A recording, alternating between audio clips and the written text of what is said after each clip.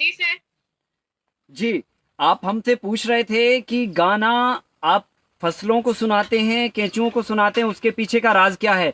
मैं आपको बताना चाहता हूँ, जी सर। बेसिकली हर इंसान जो है ना आज तनाव में है और उसका कारण वो स्वयं है। आज हमने इतना कोलाहल दुनिया में मचा दिया है, इतना पॉल्यूशन हमने फैला दिया है, हर चीज को हमने प्रदूषित कर चुके हैं हम, जिसके कारण हम तो तनाव में हैं ही, पर हम हमारे कारण जो है ना पूरे पृथ्वी के समस्त जीव तनाव में है, स्ट्रेस में है। इसमें पेड़ पौधे भी आते हैं, पेड़ पौधे भी तनाव में हैं। तो जैसा हम आपको बता रहे थे कि तनाव को दूर करने के लिए हमारे पूर्वजों ने जो व्यवस्था की थी वो दिनचर्या में उस चीज को ऐड किया था। अगर आप उनकी दिनचर्या को उठा के देखेंगे तो वो सुबह से लेकर शाम तक पैसे के लिए संघर्ष नहीं करते थे जैसा आज का इंसान करता है। वो लोग पहले सुबह से लेकर लगभग लगभग 7-8 बजे तक का जो उनका समय रहता था वो ध्यान, योगा, मेडिटेशन में वक्त गुजारते थे, मतलब एकांत में अपना समय गुजारते थे। उससे जो उनका दिन भर का जो तनाव रहता था वो 2 घंटे में अपना खत्म कर देते थे। ठीक उसी तरह इंसान को आज भी 2 घंटे एकांत में जो है रहना चाहिए, योग, ध्यान, अध्यात्म से जुड़ना चाहिए ताकि वो अपने स्ट्रेस को, अपने तनाव को खत्म कर सके। लेकिन ये सब चीजें कहीं ना कहीं हम पीछे छोड़ते चले जा रहे हैं और आज तनाव को दूर करने का एक अलग ही ट्रेंड बन चुका है, या हम इस ट्रेंड से भी उसको जोड़ सकते हैं, पुरानी विधियों से भी जोड़ सकते हैं। अगर हमारे दिमाग में कोई तनाव होता है या स्ट्रेस होता है या किसी भी तरह का कोई भी हमारे दिमाग में ऐसी चीजें होती हैं जिससे हम दूर हटना चाहते हैं, तो निश्चित ही है हम एकांत जगह पसंद करते हैं, या फिर आज की नौजवान पीढ़ी अपनी पसंदीदा मूवी सुनना चाहती है या पसंदीदा गाना सुनना चाहती है और हम एकांत में अपनी पसंदीदा गाना सुन के अपने तनाव को दूर करते हैं। ठीक उसी तरह अगर इस चीज को अगर हम पेड़ पौधों से जोड़ें तो निश्चित ही है आप तो अपना गाना सुन के जो है अपने तनाव को खत्म कर लेते हैं, लेकिन पेड़ पौधों का क्या, जो आपसे बोल नहीं पाते हैं या वो तनाव में रहते हैं और उसमें कोई एक्शन नहीं ले पाते हैं, तो अगर हम उनको गाना सुनाते हैं तो निश्चित ही है उनका जो बॉडी का तनाव होता है, वो स्ट्रेस जो होता है, वो स्ट्रेस खत्म हो जाता है। और जब स्ट्रेस खत्म होता है तो निश्चित ही है जब हमारा स्ट्रेस खत्म होता है तो हम बहुत अच्छे से काम कर पाते हैं और अपने काम को सफलतापूर्वक दुनिया के सामने प्रेजेंट कर पाते हैं। तो ठीक उसी तरह पेड़ पौधों को भी जो तनाव होता है, अगर हम वो तनाव उनका दूर कर दें तो निश्चित ही है वो अच्छे से फूलेंगे, फलेंगे और वृद्धि करेंगे और आपको अधिक अनाज देंगे, अच्छा फल देंगे। तो तनाव जो दूर करने की जो विधि है वो हमारी संस्कृति में भी देखी जा सकती है। आपने गाना सुना होगा, भौरे गुनगुनाते हैं, पंछी जो है चहचहाते हैं। ये गाना कभी किसी फिल्म में शायद आपने सुना होगा। अगर भौरे गुनगुनाते हैं और इनकी गुनगुनाहट अगर आप ध्यान से सुनोगे तो ये पेड़ों के आसपास हमेशा भौरे गुनगुनाया करते थे। और भौरे की गुनगुनाहट आज के अगर ट्रेडिशनल या आज की जो टेक्नोलॉजी है अगर हम उससे इसको रिलेट करें तो आज जो हम मोबाइल में साउंड को ऑपरेट करके गाना सुनते हैं, ठीक उसी तरह भौरा जो है ना मतलब भौरे जो पौधों का जो साउंड्स है वो भौरे हैं। तो नेचर ने ऑलरेडी तनाव को दूर करने के लिए प्रकृति ने ऑलरेडी व्यवस्था की थी भौरे के रूप में, लेकिन हमने इतना जहर का इस्तेमाल किया कि हमने तितली भी खत्म कर डाली, मधुमक्खी भी खत्म कर डाली और भौरे भी खत्म कर डाले। और जब हमने इन सारी चीजों को खत्म कर डाला तो पौधों का जो स्ट्रेस है वो लगातार बढ़ रहा है और बढ़ता चला जा रहा। तो हमने ठीक उसी को आधार मानते हुए, भौरे को आधार मानते हुए गाने का सिलेक्शन किया, क्लासिकल इंस्ट्रूमेंटल साउंड्स जो हमने उनको सुनाकर प्रयोग किया। तो हमने देखा कि हमारी फसल में 25% तक गाने सुनाने के बाद वृद्धि हुई। उत्पादन में जो फसल हमारी 90 दिन में पकने वाली थी वो 75 दिन में पक गई। इसका मतलब ये नहीं है कि वो जल्दी प्री मैच्योर्ड हो चुका, नहीं, हमें ये पता चला कि वो फसल 75 दिन में ही पकनी थी अगर उसकी सही वर्किंग होती तो। लेकिन जब वर्किंग डिस्टर्ब रहती है, पौधा तनाव में रहता है, तो वही काम जैसा हम अगर तनाव में है या हमारी बॉडी थकान में है तो जो काम हमें दिन भर में कर लेना चाहिए वो 2 दिन में हो पाता है। ठीक उसी तरह पौधों में भी होता है। तो जब हमने गाने सुना के प्रयोग किया तो हमने देखा कि वो पौधे सही समय पे काम करने लगे और 75 दिन में हमारी फसल आ गई। मतलब कम से कम हमने 20 दिन अपने बचा लिए, 15 से 20 दिन फसल में बचा लिए, 25% उत्पादन ले लिया। और जो हमारे लोग थे काम करने वाले उनका भी कहीं ना कहीं हमने गाने सुना के तनाव दूर किया। तो हमें 3-4 जगह से गाना सुनाने से फायदा हुआ। और मैं देश के नौजवानों को बोलना चाहता हूं कि आप अपने लिए गाना सुनने के लिए या मूवी देखने के लिए मोबाइल खरीदते हैं, लैपटॉप खरीदते हैं या जो भी इंस्ट्रूमेंट खरीदते हैं, आप बायोडाइवर्सिटी बनाइए और बायोडाइवर्सिटी करके जैव विविधता मेंटेन करिए, ताकि भौरा जो प्रकृति ने गाना सुनाने के लिए पौधों को दिया है उसको पुनः स्थापित कर पाएं। और जब तक ये नहीं होता है तब तक एक मोबाइल जो है जैसा अपने लिए आपने रखा है, ठीक उसी तरह आप पौधों के लिए भी एक ले लीजिए और हमसे आप क्लासिकल इंस्ट्रूमेंटल साउंड ले लीजिए जो पौधों के लिए पसंद है, तो वो गाने आप बजाइए ताकि बिना खाद और ज्यादा मेहनत किए आप उत्पादन को 25% तक बढ़ा पाएं। बिल्कुल सर, मैं भी कोशिश करूंगी पौधों को गाना सुनाने की, हमारे व्यूअर्स भी करेंगे जी। सर, व्यूअर्स की तरफ से एक सवाल मैं आपसे पूछना चाहती हूँ, कमलनाथ सोना जी का है जी। इनका कहना है कि इनके पास 2 एकड़ की जमीन फार्मिंग करना चाहती हैं उड़ीसा में जी, और उनको सीड्स कहाँ से प्राप्त होंगे? देखिए, जब हम मल्टीलेयर फार्मिंग की बात करते हैं या कंप्लीटली होलिस्टिक एग्रीकल्चर मॉडल की बात करते हैं, तो उसमें हमारी बीज खुद के होना चाहिए, खाद खुद की होना चाहिए, दवाइयाँ खुद की होना चाहिए। और इस कड़ी में जो है ना, बीज हमारे स्वयं के तभी हो सकते हैं जब हम बीजों को संरक्षित करें। लेकिन अगर हमारे पास कोई बीज नहीं है, हम जीरो पर हैं, तो हमें उन लोगों से संपर्क करना होगा जिन्होंने देसी बीजों का संरक्षण किया है। तो भारत में कुछ चंद लोग हैं जिन्होंने देसी बीजों को बचाने के लिए काम किया है, तो उनसे संपर्क करके बीज लिए जा सकते हैं। इसी कड़ी में हमारे पास भी हमने देसी बीजों का बीज बैंक बनाया है, जिसमें करीब 44 प्रकार की इंडिजीनियस स्पीसीज हैं जो अपने आप में अल्टीमेट हैं, जिसमें कुछ गेहूं की वैरायटियां हैं, सब्जियों की वैरायटियां हैं, अनाज की हैं, फल की हैं, फूलों की हैं। वो बीज आप हमसे ले सकते हैं। अभी हम आपको नंबर शेयर करेंगे, उस नंबर पर आप अपना इंक्वायरी भेजकर जो बीज हमारे पास उपलब्ध हैं वो बीज ले सकते हैं। और आपसे गुजारिश करना चाहूंगा कि आप बीज बनाने की तकनीक भी सीखिए, ताकि आप एक बार हमसे बीज लेकर आप अपने स्वयं के बीज बनाकर स्वयं का बीज बैंक बना पाएं, ताकि डिपेंडेंसी आपकी हमारे ऊपर भी ना रहे या जो देसी बीजों पर काम कर रहे हैं उनके ऊपर भी ना रहे। तो स्वयं के बीज बनाना उचित है। आप हमसे अभी बीज ले सकते हैं और बीज बनाने की तकनीक हमारे जो ट्रेनिंग प्रोग्राम्स होते हैं उनमें आप सीख सकते हैं। कमलनाथ सोना जी, आशा करती हूँ आपको आपका जवाब मिल गया होगा और आप सर से भी बीज ले सकती हैं या फिर स्वयं भी बीज बना सकते हैं। तो इसी के साथ मैं मोहर सिंह सरन जी का सवाल पूछना चाहती हूँ। अगर किसी किसान के पास एक ही गाय है जी, वे उस एक गाय के गोबर से जैविक खाद बनाता है, उसके पास केचुए भी उपलब्ध नहीं है, कोई ऐसी बताइए जिससे वो खाद जी। देखिए, मैं आपको बताना चाहता हूं कि देसी गाय के गोबर से हमारे पूर्वजों ने जो अनुसंधान किए हैं, जो विद्याएं हमें किताबों में लिख के छोड़ के गए हैं या जो अनुभव तौर पर उन्होंने चीजें बताई हैं, उसमें लगभग 32 प्रकार के देसी गाय के गोबर से खाद बनाई जा सकती हैं। लेकिन किसान को 32 प्रकार की खादें बनाना कठिन है, लेकिन इतने प्रकार की खादें बनाई जा सकती हैं जो अपने आप में चमत्कार रखती हैं। लेकिन अगर आप चाहें तो इसमें से कुछ गिने चुने 4-5 तरह की खादें बना सकते हैं, जिसमें 2 तरह की खादों में हम केंचुए का इस्तेमाल करते हैं, बाकी खादें बिना केंचुए के भी आप बना सकते हैं।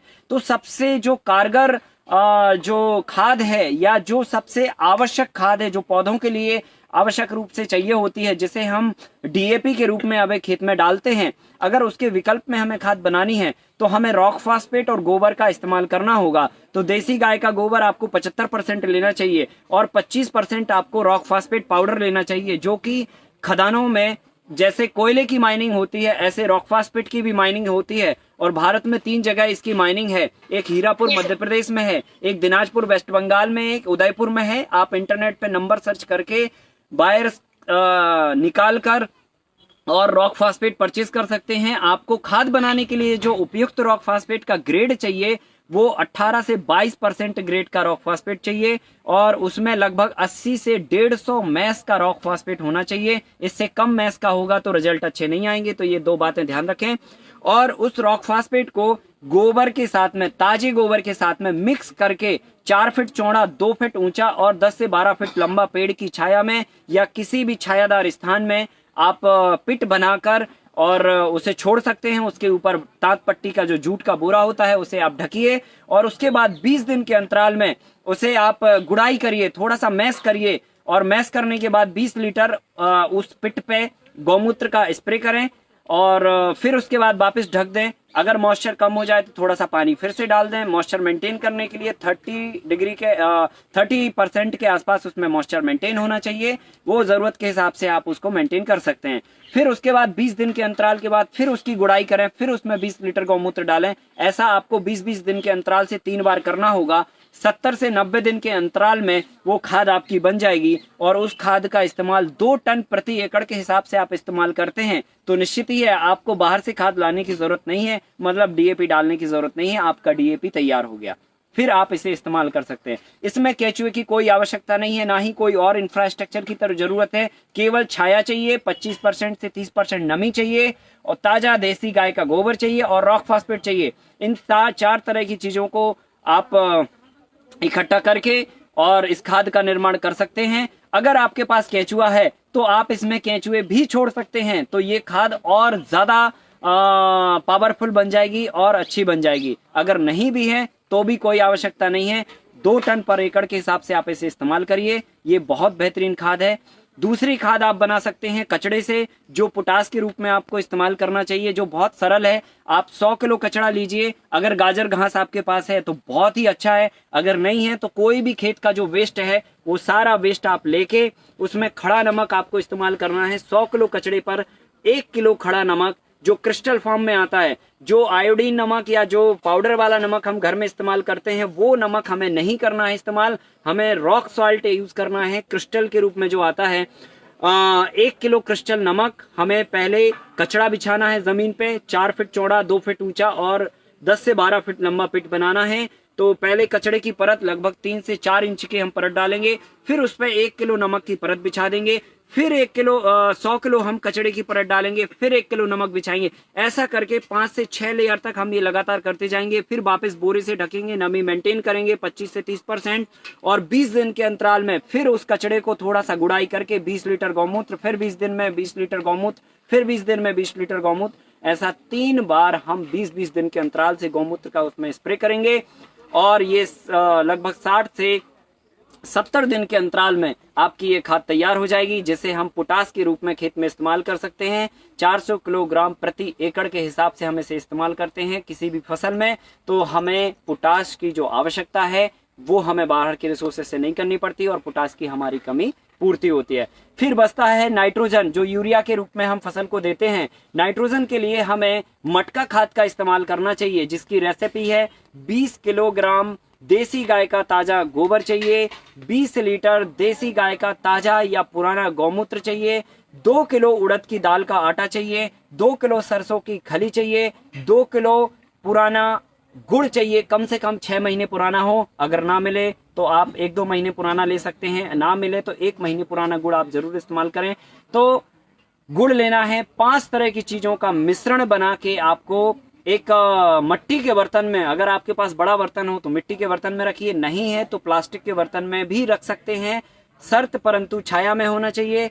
लोहे के बर्तन में इसे नहीं रखना है और रखने के बाद इसे थोड़ा सा मैश कर दीजिए, गोबर को लिक्विड कर दीजिए। जैसे कि कड़ी होती है, हम लोग इस्तेमाल करते हैं खाने के रूप में, कड़ी जो गाढ़ी होती है, उस तरह का आप लिक्विड बना के इसे छोड़ के और कपड़े से, सूती कपड़े से इसका मुंह बंद करके आप इसे छोड़ सकते हैं और 5 दिन तक इसमें कोई हलचल नहीं करनी है, कुछ नहीं करना है। 5वें दिन के बाद इसमें थोड़ा सा पानी आप मिला के और बांस का डंडा डाल के या लकड़ी का कोई भी इस्तेमाल कर सकते हैं, क्लॉकवाइज और एंटी क्लॉकवाइज 10 मिनट तक आपको घुमाना है। फिर इसमें 200 लीटर 400 लीटर जरूरत के हिसाब से आप पानी ऐड करिए, फिर जाके आप इसे पूरे खेत को पिला दीजिए। पिलाने के लिए 2 तरीके हो सकते हैं, या तो एक आधा हार्स पावर की आप मशीन ले लीजिए, उसमें आधा इंची का पाइप लगाइए, उसको ऑपरेट करिए और पूरी फसल में आप ब्रॉडकास्ट करिए, स्प्रे दीजिए, मतलब जमीन में दीजिए। और नहीं तो जहां पर आप पानी देते हैं या खुले पाइप से पानी देते हैं तो वहीं पर आप अपनी टंकी रखकर थोड़ा थोड़ा लिक्विड आप पाइप से छोड़ सकते हैं। तो पानी के साथ ये मिक्स करके आपको 10 से 15 दिन के अंतराल में फसल में लगातार देना है, जिससे आपकी यूरिया की कमी पूरी होगी और सूक्ष्म पोषक तत्वों की कमी पूरी होगी। इस तरह से अगर आप 3 खाद ये इस्तेमाल करते हैं जो बहुत सरल हैं, सहज हैं, आसानी से आप बना सकते हैं, बहुत ज्यादा कोई आपको संसाधनों की जरूरत नहीं पड़ती है, बस छोटी मोटी चीजें चाहिए पड़ती हैं जो आपके इर्द गिर्द आसानी से मिल जाती हैं। तो इस तरह से आप 3 खादों का इस्तेमाल अगर आप करते हैं तो आप पूरी तरह से फसल को अच्छी पैदावार और एक गुणवत्ता युक्त पैदावार की तरफ ले जा सकते हैं। आशा करती हूँ मोहर सिंह सरन जी आपको आपका जवाब मिल गया होगा, साथ ही हमारे व्यूअर्स और मुझे भी जैविक खाद बनाने का एक सही तरीका पता चला है। Thank you sir. जी सर मैं आपसे पूछना चाहूंगी, भारत में कृषि का महत्व क्या है, आप इसे किस तरह से देखते हैं, आपका क्या नजरिया है? देखिए, भारत में अगर कृषि के महत्व की बात करें तो कृषि के बगैर भारत का ही महत्व नहीं है, क्योंकि जो हमारा कल्चर है वो हमारा एग्रीकल्चर ही है। मतलब हमारा जो कल्चर है वो एग्रीकल्चर ही है। अगर हम अपने कल्चर को पलट दें तो आपको मेन पृष्ठभूमि में एग्रीकल्चर दिखेगी। तो कुल मिला के भारत की जो मेन संस्कृति है, जो सभ्यता है, जो हमारे धर्म हैं, वो सारे कहीं ना कहीं एग्रीकल्चर से रिलेट करते हैं। तो एग्रीकल्चर ही हमारी रीढ़ की हड्डी है और सदियों का जो इतिहास है वो सबसे पुराना इतिहास हमारे एग्रीकल्चर का है।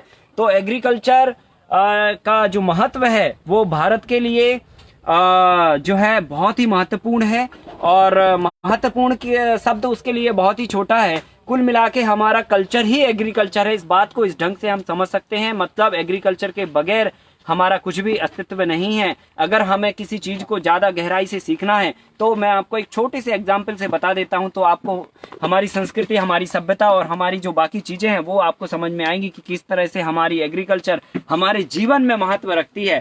खान पान से तो हमारा महत्व है ही। इवन अगर हम एग्रीकल्चर की बात करते हैं तो पहले नंबर गाय हमारी कृषि की रीढ़ की हड्डी है और बिना गाय के हमारी कृषि संभव नहीं है। और अगर हम गाय को कृषि का प्रतिरूप मानते हैं और गाय के बारे में अगर हम अध्ययन करने जाएं तो गाय हमारी संस्कृति का हिस्सा है, जैसा कि एग्रीकल्चर का हिस्सा भी है। तो गाय के गोबर, गौमूत्र और दूध, ये तीनों चीजें हमारी जिंदगी के आगे और पीछे और बीच में होती हैं। अगर हम अपने 16 संस्कारों की बात करें तो बिना गाय के गोबर से हमारे कोई भी एक भी संस्कार हमारा कंप्लीट नहीं होता है। तो कुल मिला के जो खेती का जो महत्व है वो भारत के लिए, और भारत ने ही पूरे दुनिया को उसके महत्व को समझाया है और सदियों से समझाया है, आज की बात नहीं है। तो गाय का जो गोबर है आप देखोगे तो घर के आंगन से लेकर दरवाजे की देरी से लेकर घर के पूरे शोभा से लेकर हर जगह आपको गाय का गोबर मिलता है। इवन जो है ना, आपके कोई सांस्कृतिक या जो धार्मिक कार्य होते हैं उन कार्यों में भी गाय के गोबर से लीप करके जो है ना इस कार्य को, किसी भी कार्य को संपन्न किया जाता है। तो कुल मिला के हर जगह हमारा एग्रीकल्चर आपके आगे पीछे होता है और एग्रीकल्चर से ही हमारे भारत की इकोनॉमी थी और आज भी है। भारत में 70 से 80% की आबादी आज भी खेती पर डिपेंडेंट है और निश्चित ही है हमारा जो देश है वो शहरों में नहीं गांव में बसता है और भारत का किसान जो है ना गांव में बसता है और खेती हमारी गांव में होती है। और हमारी जो खेती है वो पूरी दुनिया में जो है पूरे दुनिया के क्लाइमेट को लेती हुई पूरे विश्व में जो चीजें उगती हैं वो हमारे भारत में उगती हैं। तो कुल मिला के कृषि जो है ना, जो क्लाइमेट है भारत में कृषि को लेकर, या जो जलवायु है भारत में कृषि को लेकर, वो पूरी दुनिया में कहीं देखने को नहीं मिलती है। सबसे ज्यादा धूप है यहाँ पर, सबसे ज्यादा पानी है यहाँ पर, सबसे ज्यादा अच्छी मिट्टी है यहाँ पर। तो कुल मिला के जो कृषि का महत्व है वो भारत के लिए बहुत ही जबरदस्त है, बहुत ही एक दूसरे का पूरक है कहना चाहिए। कुल मिला के अगर हम बात कहें आपसे, जो शुरू में हमने आपसे कही कि हमारा जो कल्चर है वही हमारा एग्रीकल्चर है, तो यही हमारी संस्कृति और सभ्यता है।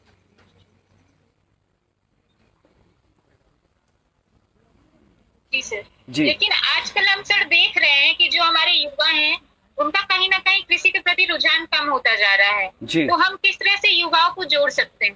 देखिए, युवा जो है ना, युवाओं को जो है ग्लैमर जो है आकर्षित करता है।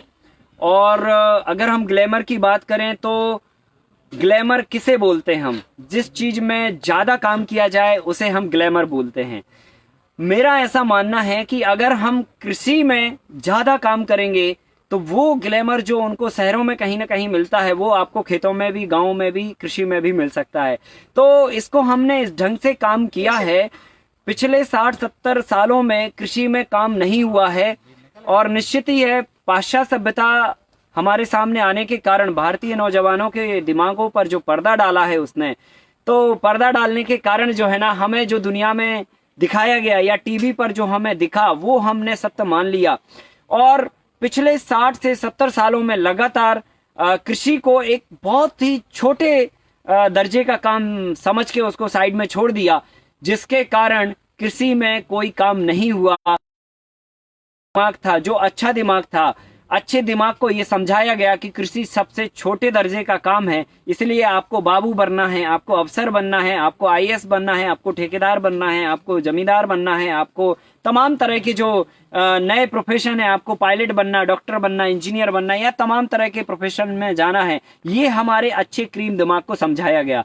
तो जो सबसे अच्छा क्रीम दिमाग था वो हमारी अफसर लॉबी में चला गया। जो थोड़े कम कैटेगरी का दिमाग था उसको ठेकेदारी का काम पकड़ा दिया गया, और जो सबसे छोटे सोच का या सबसे छोटे दायरा रखने वाला जो दिमाग था उसको खेती का काम पकड़ा दिया। तो कुल मिला के जो खेती में सबसे क्रीम दिमाग लगना था, क्योंकि ये बहुत बड़ी इंडस्ट्री है जो दुनिया के लिए चलाती है और दुनिया इससे चलती है, इसमें सबसे छोटे सोच का और सबसे छोटे कहने चाहिए जो कहते हैं ना गांव में जो बेकार बच्चा है, जो अच्छा बच्चा है उसको भेज देंगे, उसको आर्मी में भेज देंगे, उसको जो है विदेश भेज देंगे पढ़ने के लिए, और जो पढ़ने लिखने में कमजोर बच्चा होगा या थोड़ा कम दिमाग रखता होगा उसको खेती में भेज देते हैं। तो जो कम दिमाग वाला बच्चा है उसको अगर आप खेती में भेजेंगे तो निश्चित ही ये खेती में बहुत बड़ा परिवर्तन या अनुसंधान नहीं हो पाएंगे। तो खेती में हमेशा से ये एक बहुत बड़ी इंडस्ट्री है और एक बहुत बड़ा काम है, और इसके लिए अच्छा क्रीम दिमाग चाहिए जो इसको एक इंडस्ट्री के रूप में पूरे दुनिया के सामने प्रेजेंट कर पाए। तो इसी बात को लेकर हमने इस काम को इस ढंग से परोया है, टेक्नोलॉजी से जोड़कर, पुरानी विद्याओं से जोड़कर और आज के जो आधुनिक वातावरण है इससे दोनों को जोड़कर एक ऐसा मॉडल प्रेजेंट किया है जो देश और दुनिया के किसानों को और नौजवानों को इस ओर खींचने को मजबूर है। और मुझे ऐसा लगता है कि अगर हमारे एक अनुसंधान से, एक परिवर्तन से, एक हमारे नवाचार से पूरे दुनिया का ध्यान आकर्षित हो सकता है, तो देश में जितने भी नौजवान हैं अगर इस ढंग से प्रयोग करेंगे तो मुझे लगता है कि खेती में जो है ना नौजवानों की काम करने की बाढ़ आ जाएगी। और हिंदुस्तान में अब किसानों का और नौजवानों का मन बन चला है, क्योंकि वो जिस तरह की समस्याएं आज शहरों में देख रहे हैं, बीमारियां लगातार बढ़ जा रही हैं, किसी की माँ छिन रही है, किसी का बाप छिन रहा है, तो किसी की बहन छिन रही है, किसी का सुहाग उजड़ रहा है, तमाम तरह की बीमारियां जो इस तरह की हमारी जो रिलेशंस हैं उनको उजाड़ने का काम कर रही है। तो ये सारी चीजें, ये सारी गड़बड़ियां, ये सारी अव्यवस्थाएं नौजवानों को समझ आ रही हैं और नौजवानों को कहीं ना कहीं खेती की तरफ मोड़ने को मजबूर कर रही हैं। तो कहीं ना कहीं समस्याएं किसानों को, नौजवानों को खेती में लाने के लिए प्रेरित कर रही हैं। दूसरी तरफ हम या हमारे जैसे और भी नौजवान किसान जो खेती को एक अलग ढंग से, एक प्रोफेशन मानकर, एक आधुनिक तरीके से उसमें जो है आधुनिकता जोड़कर लोगों के सामने प्रेजेंट कर रहे हैं, एक इकोनॉमिकल, एक वायबल, एक सस्टेनेबल मॉडल के रूप में। इससे नौजवानों को काफी हेल्प मिल रही है और उनका खेती में आना एक मजबूरी बन चुका है। जी सर, व्यूअर्स हमारे साथ जुड़े रहिए और साथ ही लाइव शेयर करते रहिए। बहुत ही इम्पोर्टेंट, बहुत ही महत्वपूर्ण सेशन है ये हमारा। सर मैं ये जानना चाहूंगी, ये जो मल्टी लेयर खेती है जी, उसमें फसलें कैसे तैयार की जाती हैं? देखिए आप क्या विधिवत तरीके से समझा सकते हैं? जी, अगर हम देखो मल्टी लेयर को, पहली बात तो यह है कि हम मल्टी लेयर को समझें। अगर हम मल्टी लेयर को समझना चाहते हैं तो सबसे पहले नंबर ये हमें समझना पड़ेगा कि जिस तरह से हम शहरों में जगह कम पड़ने के कारण मल्टी स्टोरी बिल्डिंग का निर्माण करते हैं, हमारे किसानों के पास गाँव में ज़मीन बहुत होती है। हम देखते हैं, गाँव जाते हैं, भ्रमण करते हैं, गाँव से हम भी ताल्लुकात रखते हैं, गाँव में रहते हैं। हमारे पास 1000 या आधा हजार स्क्वायर फीट के लिए जद्दोजहद नहीं होती है। हम तो आधा एकड़ में घर बनाते हैं अपना, और हमारी अपनी पिछवाड़े में जो बाखर बनाते हैं, जो आज हम शहरों में उसे गैलरी बोलते हैं, जो 2 फीट की समिट के रह गई है, तो हम बाखर ही 15 फीट चौड़ी, 20 फीट चौड़ी बना देते हैं, क्योंकि हमारे पास जगह बहुत होती है। लेकिन यही बात अगर हम शहरों पर लागू करें तो शहरों में जगह कम होती है, ज्यादा लोगों को रहना होता है, तो वहां पर जो क्रीम दिमाग होता है, उस क्रीम दिमाग ने मल्टी स्टोरी बिल्डिंग बनाने का कॉन्सेप्ट तैयार किया और उसमें क्या किया, 1000 स्क्वायर फीट जमीन पे 5 मंजिला बिल्डिंग खड़ी कर दी उन्होंने, 5 फ्लैट बना दिए। अब दिमाग देखिए आप, जमीन 1000 स्क्वायर फीट है, 5 मंजिला आपने बिल्डिंग बना दी, तो आपने हवा में भी फ्लैट बेच दिया, बीच में भी बेच दिया और जमीन पर भी बेच दिया। कुल मिला के आपने 1000 स्क्वायर फीट को 4000 स्क्वायर फीट हवा में बेच दिया और 1000 स्क्वायर फीट जमीन बेची। तो कुल मिला के अगर हम इस बात को गंभीरता से समझे तो जो हम मल्टी स्टोरी बिल्डिंग हम शहरों में बना रहे हैं जगह कम पड़ने के कारण, ठीक उसी तरह हमें गांव में, कृषि में, खेत में जगह कम पड़ने के कारण मल्टी स्टोरी फार्मिंग करना पड़ेगी। और ये आने वाले समय में हमें मजबूरी में करना पड़ेगी, क्योंकि लगातार हमारे पास जगह की कम होती चली जा रही है, जो है आबादी बढ़ती चली जा रही है। क्वालिटी ऑफ फूड हमारी कंट्री के लिए चाहिए, बल्कि पूरी दुनिया के लिए चाहिए। तो जगह कम पड़ रही है, आबादी बढ़ रही है, शहरों का एक्सटेंशन हो रहा है, उस लहजे से भी हमारे पास जगह प्रति व्यक्ति का रकबा कम होता चला जा रहा है। तो कुछ ना कुछ हमें ऐसा समाधान खोजना पड़ेगा जो कम जगह में ज्यादा उत्पादन और अच्छा उत्पादन देने के लिए सक्षम हो। तो मल्टी लेयर फार्मिंग एकमात्र ऐसा फार्मूला है जिससे आप कम जगह में जो है वेजिटेबल में क्रांतिकारी उत्पादन ला सकते हैं। तो मल्टी लेयर फार्मिंग आपको इतने से समझ आ गया होगा कि मल्टी स्टोरी हमें जैसे बिल्डिंग बनाते हैं, ठीक उसी तरह से कम जगह में एक साथ कई तरह की हमें खेतों में फसलें लगानी होती है। अब जब हम इसमें फसलों के चयन की बात करते हैं तो सबसे पहले नंबर तो हमें इसमें स्ट्रक्चर बनाना होता है, ढांचा बनाना होता है। जैसे आप 5 मंजिला जब घर बनाते हैं तो क्या करते हैं, आप ढांचा ही तो बनाते हैं ना। तो ठीक उसी तरह एक आपको खेतों में ढांचा बनाना पड़ेगा जिसमें 4 स्तर की फसलें हम उगा सकें, 4 स्तर पर हम फसल को उगा सकें। और ढांचा बनाने के लिए हमें कोई किसी भी मैन्युफैक्चरिंग का सहारा नहीं लेना है। हमारे इर्द गिर्द जो खेती का पार्ट है, बांस, लकड़ी, बल्ली या इस तरह का कोई भी आप जो है ना इस्तेमाल कर सकते हैं। किसी भी तरह की वुड, किसी भी तरह की लकड़ी का इस्तेमाल कर सकते हैं। जैसा कि आप हमारे खेत के पीछे देख रहे होंगे, यहाँ पर हमने बांस का और जो है घास का एक ऐसा स्ट्रक्चर तैयार किया है, एक पूरा एक वातावरण तैयार किया है। जैसा हम लोग घरों में अपना घर तैयार करते हैं, ठीक उसी तरह से हमने ये बांस लगा के और उसके ऊपर घास डाल के एक ऐसा एनवायरनमेंट तैयार किया है जिसमें पौधे सहजता के साथ रह सकें, सहजता के साथ ग्रोथ कर सकें और एक अनुकूल वातावरण के साथ वो अपनी जिंदगी को गुजार सकें।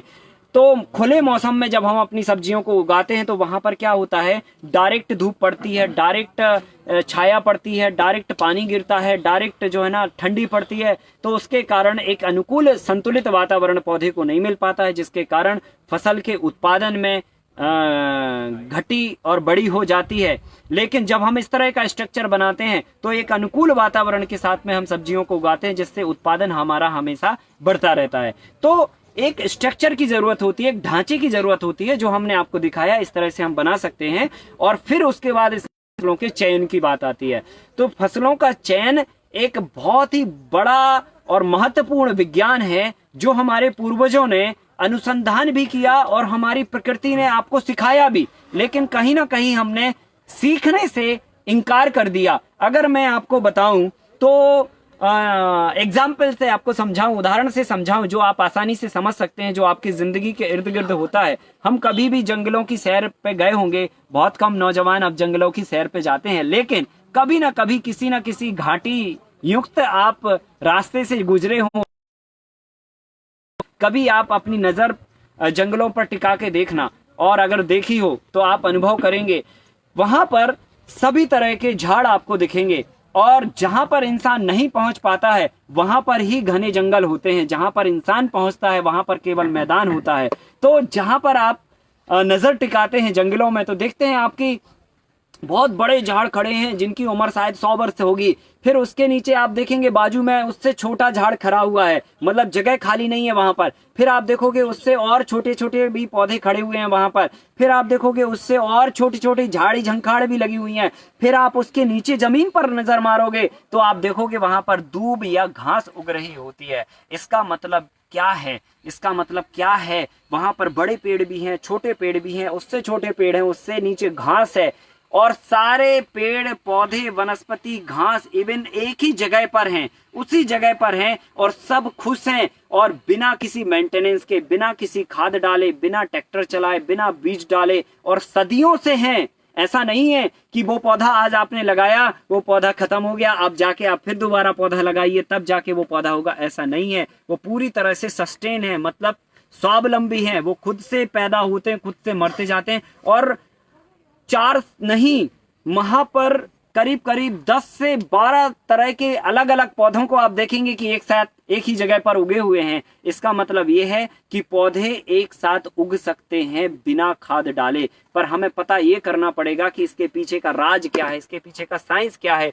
तो मैं आपको बताना चाहता हूं, इसके पीछे का साइंस ये है कि हर पौधा भोजन बनाता है, और भोजन बनाकर जो है, जैसे इंसानों में या अन्य जीवों में होता है कि भोजन बनाते हैं पौधे, भोजन हम लोग लेते हैं और वेस्ट के रूप में कुछ ना कुछ छोड़ते हैं। ठीक उसी तरह पौधे भी भोजन बनाते हैं, लेते हैं और वेस्ट के रूप में कुछ ना कुछ छोड़ते हैं। तो वेस्ट के रूप में जो वो छोड़ते हैं वो कई तरह के अलग अलग बैक्टीरियाज या उनके बैक्टीरियाज का भोजन जो है वो रिलीज करते हैं। और बेसिकली जब वो भोजन रिलीज करते हैं तो जो भोजन किसी पौधे ने रिलीज किया है, हो सकता है कि वो भोजन किसी दूसरे वाले पौधे की आवश्यकता हो, क्योंकि हर पौधे की अपनी रिक्वायरमेंट होती है, अपने अपने बॉडी स्ट्रक्चर, अपने अपने गुणवत्ता के हिसाब से अलग अलग न्यूट्रिएंट की आवश्यकता पौधों को होती है। कुछ न्यूट्रिएंट कॉमन होते हैं जो सभी पौधों को आवश्यक होते हैं, लेकिन कुछ तत्व अधिक मात्रा में कुछ पौधों को चाहिए पड़ते हैं।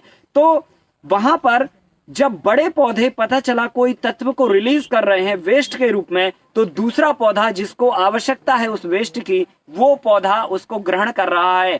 तब यहाँ पर इस कंडीशन में दोनों पौधों को खाद की आवश्यकता नहीं होती है। एक पौधा जो दूसरे पौधे की आवश्यकता का वेस्ट रिलीज कर रहा है, दूसरा पौधा पहले पौधे की आवश्यकता का वेस्ट रिलीज कर रहा है। तो कुल मिला के कंपेनियन प्लांटिंग जो एक कॉन्सेप्ट है, एक साथ जो है रहने का, वो सेम यही है कि जंगलों में हम इस बात को बहुत गंभीरता से समझ सकते हैं। ठीक उसी तरह हम सब्जी वाली फसलों को भी यहाँ पर प्रयोग करके, अनुसंधान करके, किस फसल के साथ में कौन सी फसल बहुत सहजता के साथ रह सकती है, बहुत अच्छे से उग सकती है, जिसमें खाद की दोनों को आवश्यकता ना हो, इस तरह से हम फसल का चयन करते हैं। और यहाँ पर लगभग 110 तरह के हमने मॉडल तैयार किए हैं मल्टी लेयर फार्मिंग में, जिसमें हम एक साथ एक ही जमीन पर एक ही समय में 4 फसलें उगाते हैं। क्रमशः जमीन के अंदर कोई कंद वाली फसल को लेते हैं जो अदरक या हल्दी के रूप में होती है। जैसा कि आप यहाँ पर अभी देख पा रहे हैं कि हल्दी की फसल हमारी एक फसल कंद वाली फसल के रूप में यहाँ पर अभी इस समय पर है। इसके जमीन के सरफेस पर जब हम कंद वाली फसल को जमीन के अंदर लगा दिए होते हैं, तो ये फसल लगभग 2 से 2.5 महीने का वक्त लेती है जमीन के पूरा ऊपर आने में। तो जब तक ये 2 से 2.5 महीने का वक्त लेगी, तब तक हम ऐसी फसल को बोते हैं जो 2 से 2.5 महीने का ही जीवन काल रखती है। जैसे कि हम पत्ती वाली सब्जी को बो देते हैं, मेथी, पालक, धनिया, चौलाई, राजगिर, इस तरह की इत्यादि भाजियों को बो देते हैं जो जमीन के सरफेस पर होती है, और 15 से 20 दिन के अंतराल में ये तैयार हो जाती है। फिर इसे आप 3-4 महीने तक निकालते रहते हैं, जब तक ये पूरी खत्म होती है तब तक ये नीचे वाली फसल ऊपर आती है। तो 2 फसल हम इस तरह से, एक जमीन के अंदर कंद वाली फसल और उसके ऊपर पत्ती वाली फसल बो देते हैं, और दोनों को आपस में न्यूट्रिएंट की कम आवश्यकता होती है। फिर इसी जगह पर जो हमने स्ट्रक्चर तैयार किया है, तो इस जगह पर हम बेल वाली फसल के रूप में कुंदरू है, पड़ोरा है, परवल है, इस तरह की कोई एक बेल वाली फसल बो देते हैं जो इस स्ट्रक्चर के ऊपर जाके फैल के फलती है। फिर चौथी फसल के रूप में हम इसी जगह पर पपीता लगा देते हैं। शायद आपको कैमरे में दिख रहा होगा, यहाँ पर हल्दी लगी है, इसी जगह पर हमने पालक निकाल दी है, और इसी जगह पर हमारी बेल वाली फसल भी ऊपर गई हुई है, और इसी जगह पर पपीता भी लगा हुआ है जो कि यहाँ से आप फलना चालू हुआ है, और पपीता इस शेड के ऊपर निकल गया जो कि 20 फीट हाइट तक कंटिन्यू 2 साल तक फलता रहेगा। मतलब आपको अलग से कोई जगह की आवश्यकता नहीं है, उसी जगह पर, उसी जमीन पर आप अलग अलग तरह की, अलग अलग समय में निकलने वाली फसलों का चयन कर सकते हैं। पर यह चयन एक शोध के द्वारा होता है, एक अनुसंधान के द्वारा होता है, एक प्रयोग के माध्यम से होता है। वो प्रयोग ऑलरेडी हमने कर दिया है। अगर आप सब्जी उगा रहे हैं तो 4 फसलों के साथ में कौन कौन सी फसल लगाएंगे तो वो बहुत अच्छी होंगी। वो फसलों की कॉम्बिनेशन आप हमारे मोबाइल पर इंक्वायरी लिखकर आप हमसे फसलों के कॉम्बिनेशन मंगा सकते हैं। और इस तरह से अगर हम 4 फसलें एक साथ लगाते हैं तो हमें खाद की आवश्यकता कम पड़ती है, खरपतवार इसमें नहीं होता है, क्योंकि पत्ती वाली सब्जी जमीन के सरफेस पर होती है, वो पूरी तरह से जमीन के सरफेस को ढक देती है, तो पूरी का जगह नहीं बचती, और जब जगह नहीं बचती है तो उसमें खरपतवार निकलने के लिए कोई स्पेस नहीं बचता। ठीक इंसानों की तरह ये होता है, जैसे कि जब क्या नाम से हम बहुत ज्यादा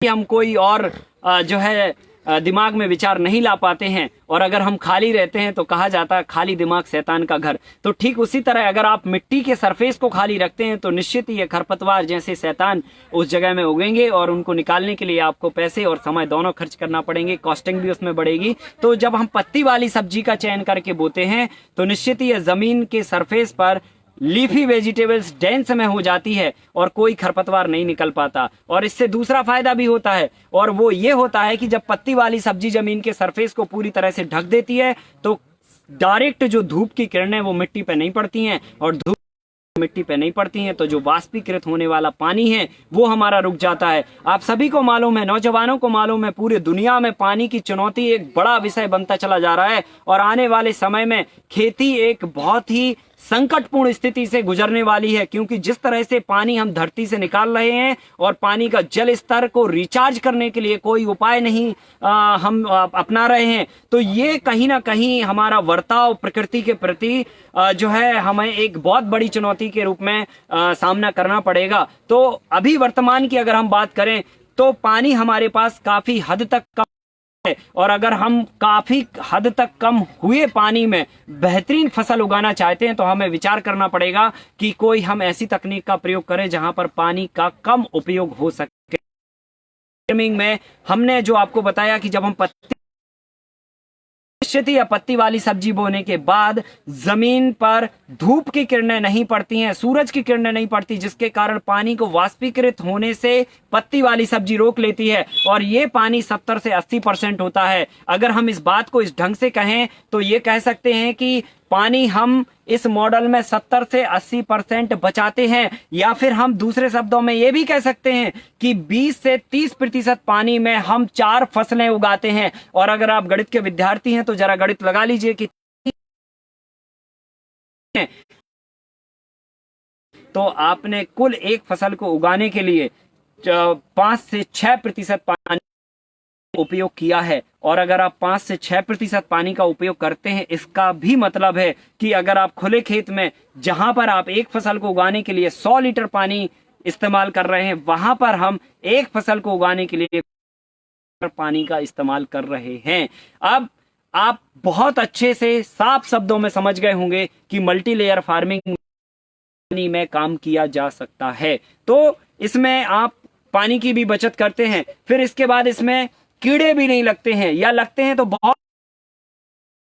इसमें हमने आपको बताया कि एक इंफ्रास्ट्रक्चर तैयार करते हैं, एक पौधों को अनुकूल वातावरण देने के लिए घर तैयार करते हैं, और उस घर में घर की दीवारें होती हैं, जैसे कि आप अपना घर तैयार करते होती हैं, 4 दीवारों के अंदर आप रहते हैं, जिससे आंधी का, तूफान का या बाहर के वातावरण का प्रभाव आप पर नहीं पड़ता। ठीक उसी तरह से आप देखेंगे यहाँ पर हमने अपने घर की पौधों के घर की दीवार हमने तैयार की है, और दीवार के रूप में हमने 7 फीट की एक बाउंड्री वॉल तैयार की है, जिसमें हमने जो है ग्रीन नेट या साड़ी का इस्तेमाल कर सकते हैं। हमारी भारतीय संस्कृति में हमारी बहनें, हमारी माताएं जो है साड़ी का इस्तेमाल करती हैं। आप दीपावली पे जो है ना उन सभी से 10 परिवारों से अगर आप संपर्क रखते हैं तो 2-5 साड़ियां जो है ना हर एक परिवार के पास निकलती हैं, और उन साड़ियों को आप कलेक्ट कर लीजिए। दीपावली आने वाली है, और साड़ियों को आपस में जोड़कर 4 फीट की एक साड़ी होती है, दोनों को जोड़ देंगे तो 8 फीट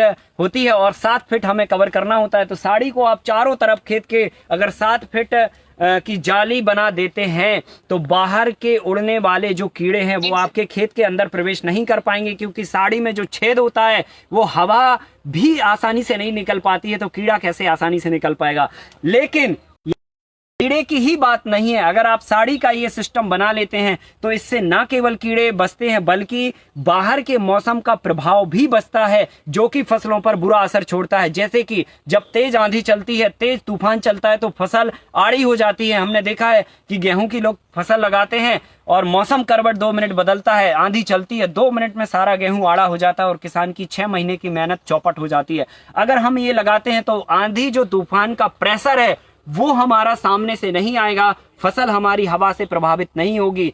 तीसरी बात, जब गर्मी के समय में गर्म हवा चलती है, सब्जी उगाने वाले किसान इस बात को जानते होंगे, नौजवानों को मैं बताना चाहता हूं कि जब गर्म हवा चलती है तो निश्चित है उसको हम लू कहते हैं, बुंदेलखंड में लपट कहते हैं। जब लपट हमारी फसल में लगती है तो निश्चित ही है हमारी फसल की खूबसूरती बिगड़ जाती है, बाजार में नहीं होती है। जब इस तरह की हम प्रोटेक्शन लगा देंगे तो जो लपट होगी, जो लू होगी, वो हमारी इससे बच जाएगी और हमारी फसल सुरक्षित रहेगी। मतलब हम लपट में भी फसल को अच्छी तरह से उगा सकते हैं। इसके अलावा चौथा बड़ा फायदा इससे ये होता है, चलता है, आंधी चलती है तो फसल को तो आड़ा करती है, लेकिन आपने जो अपने खेत से खरपतवार निकाल के अपनी फील्ड को फ्री कर दिया है, आप ऐसा मत समझें कि अब आपको दोबारा कभी खरपतवार नहीं होगा, क्योंकि आपके खेत में प्रोटेक्शन नहीं है। जब आंधी और तूफान चलेंगे तो दूसरों के खेत के उड़ के खरपतवार आपके खेत में प्रवेश करेंगे और जब वो खरपतवार के बीज आपके खेत में गिर जाएंगे तो अगली साल बारिश आएगी और फिर से बीज उगना चालू हो जाएंगे, फिर खरपतवार होगी, फिर परेशानी बढ़ेगी। तो इस प्रोटेक्शन से बाहर के खरपतवार के बीजों को भी रोका जा सकता है। इसके साथ ही साथ जो पांचवा फायदा होता है ये कि जब पाला लगता है, बहुत सारे किसान गिरता है या जहां पर ज्यादा ठंडी पड़ती है वहां पर हमने देखा है कि किसानों को पाले की सामना करना पड़ता है। फसल लहलहाती होती है, उसी समय पर पैसे आने वाले होते हैं, फसल में पाला लगता है, चेहरे के साथ फसल भी मुरझा जाती है। ठीक उसी तरह इसमें अगर हम प्रोटेक्शन करते हैं और जो पाला लगने की जो कंडीशन होती है वो इसमें 0 हो जाती है, कम नहीं होती है, 0 हो जाती है, क्योंकि ऊपर से जो हमने घास का शेड बना रखा है इससे हल्की सी गर्मी फसल के लिए बनी रहती है। ऊपर बेल वाली फसल भी होती है, उसका छोटा मोटा वेस्ट भी होता है जिसके कारण नीचे प्रोटेक्शन होता है और साइड में जो ठंडी हवा से जो फसल खराब होती है, पाला लगता है, इसकी वजह से ठंडी हवा हमारे खेत के अंदर प्रवेश नहीं कर पाती है, तो पाले से भी सुरक्षा होती है। तो कुल मिला के इसमें पानी की बचत आप कर लेते हैं, खरपतवार नहीं आने देते हैं, मौसम परिवर्तन के किसी भी बुरे असर से आप फसल को बचा लेते हैं, खाद की आवश्यकता कम पड़ती है, बीज मैंने आपको बताया कि हम स्वयं के इस्तेमाल करते हैं, सो बीज भी हमें बाहर से नहीं लाने पड़ते हैं। इस तरह से हम कई तरह के खर्चों को बचा लेते हैं और 4 फसल लगा के 4 गुना फसल हम लेते हैं, मतलब 4 गुना ज्यादा पैदावार कर लेते हैं। तो 4 गुना हमने फसल उगा ली और 4 से 5 गुना हमने अपने खर्चे कम कर लिए। अगर हम टोटल फिगर बनाएं तो 8 से 10 गुना का हमें कुल मुनाफा होता है इस मॉडल के साथ में। तो मल्टीलेयर फार्मिंग एक ऐसा वेंचर है, एक ऐसा मॉडल है जो युवाओं के लिए एक किराने की दुकान के माफिक सिद्ध होता है, जिसे आप 1 एकड़ जमीन में अगर करते हैं और ढंग से इसे प्रैक्टिकली आप इसको एग्जीक्यूट करते हैं, उगाने से लेकर बाजार की व्यवस्था से लेकर, तो मेरा दावा है और मानना है कि एक डॉक्टर और एक इंजीनियर का पैकेज आप 1 एकड़ भूमि से तय कर सकते हैं। आपको किसी की भी नौकरी बजाने की जरूरत नहीं है। आप स्वयं का रोजगार अपने गांव में खुशहाली लाते हुए, पर्यावरण बचाते हुए, पानी बचाते हुए समृद्धि की तरफ जा सकते हैं। यही सत्य है, यही एग्रीकल्चर है, यही हमारा कल्चर है। जी सर। जी सर, मल्टीलेयर खेती से जो हमारे किसान भाई हैं वो लाभ किस तरह से कमा सकते हैं, मतलब कितना फायदा होगा अगर हम ये खेती करते हैं? देखिए, मैंने आपको बताया इसमें अभी कि लगभग आप 4 से 4 गुना तो आप फसल उगाते हैं, क्योंकि इसमें 4 फसलों का आप सेटअप कर रहे हो, ठीक है। तो 4 गुना तो आपका फसल पैदावार हो गया। अगर सब्जी उगाने वाला किसान अगर सामान्यतः 1 लाख रुपए की इनकम करता है तो वो यहाँ पे 4 लाख रुपए की इनकम करेगा। और अगर रही बात किस ढंग से, तो हमारा जो पूरा मॉड्यूल है जो किसान भाई प्रैक्टिकली सेशन यहाँ पर करने के लिए आते हैं, उनको हम पूरा 7 दिन में ये समझाते हैं कि किस ढंग से आपको इसको प्लान आउट करना, एक बिजनेस मॉडल की तरह, एक प्रोफेशनली मॉडल की तरह, एक उद्योग की तरह, एक किराने की दुकान की तरह किस तरीके से सजाना है, वो हम सब उनको प्रैक्टिकली कैंप में बताते हैं। परंतु यहाँ पर मैं आपको शॉर्ट में ब्रीफ कर देता हूँ कि एक पूरा जब 4 फसलें आप लगाते हैं तो खर्चे तो हमारे कम हो ही रहे हैं, फसल हमारी 4 गुना निकल रही है। तो जो किसान या युवा अर्बन में है, जहां पर बहुत कम छोटी जमीन है, छोटे छोटे प्लॉट पड़े हुए हैं, लोगों के आधा एकड़ के प्लॉट हैं, उससे भी आधे प्लॉट हैं, उनमें आप सब्जियों का या पत्ती वाली सब्जियों का या जो भी सब्जियां घरों में इस्तेमाल होती हैं, उन सब्जियों का आप प्लान बना सकते हैं। और इसमें रिज बेड बनाकर 2-2 बेडों में अलग अलग तरह की सब्जियां आप उगाइए और सारी सब्जियों का एक मेनू तैयार करिए कि इतनी तरह की सब्जियां आपको लगती हैं, और उन सब्जियों के मेनू को आप हमारे जो कहना चाहिए कॉम्बिनेशन है, फसलों के 4 तरह के 5 तरह के कॉम्बिनेशन है, उससे आप मैच कराइए। जो कॉम्बिनेशन जिस मॉड्यूल में बैठता है आप वो उगाइए, और उगाने के बाद आप अपने शहर में जो जुड़े जैविक से जुड़े हुए जो लोग हैं, जो जैविक के बारे में समझते हैं या जो हेल्थ के प्रति ज्यादा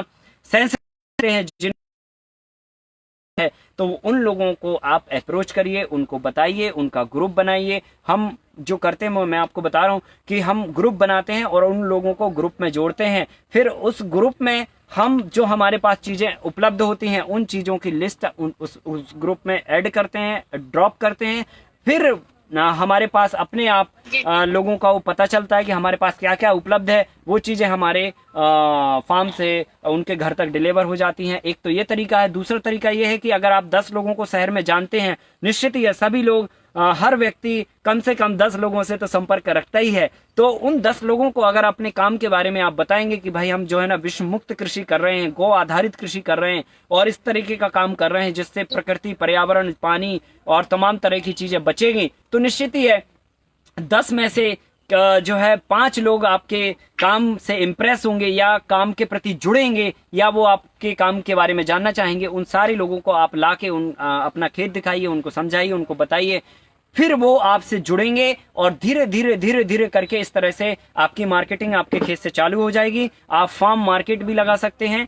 प्रति रविवार हम अपने खेत पे फार्म मार्केट लगाते हैं, जिसमें हमारे शहर के जो प्रबुद्ध लोग हैं या जो जैविक के बारे में जो लोग समझते हैं या जानते हैं, जो नहीं भी जानते हैं, वो सारे लोग आते हैं, प्रैक्टिकली देखते हैं, कुछ ना कुछ वो सीखते भी हैं, प्रकृति से जुड़ते भी हैं और अपनी जरूरत की सारी चीजें आपके खेत से ही ले जाते हैं, जिससे आपको दाम भी मिल जाते हैं, आपको ट्रांसपोर्टेशन भी नहीं करना पड़ता है और बहुत ही सहजता से आपकी मार्केट। इस तरह से नौजवान जो है ना इस तरह के प्रयोग करके इसको एक बहुत ही अच्छा प्रॉफिटेबल वेंचर बना सकते हैं। मैंने शॉर्ट में आपको ये चीजें बताई हैं। कभी मौका लगे तो आप 7 दिन के हमारे शिविर में आइए और उसमें आपको हम पूरी तरह से विस्तृत इसकी जानकारी देंगे।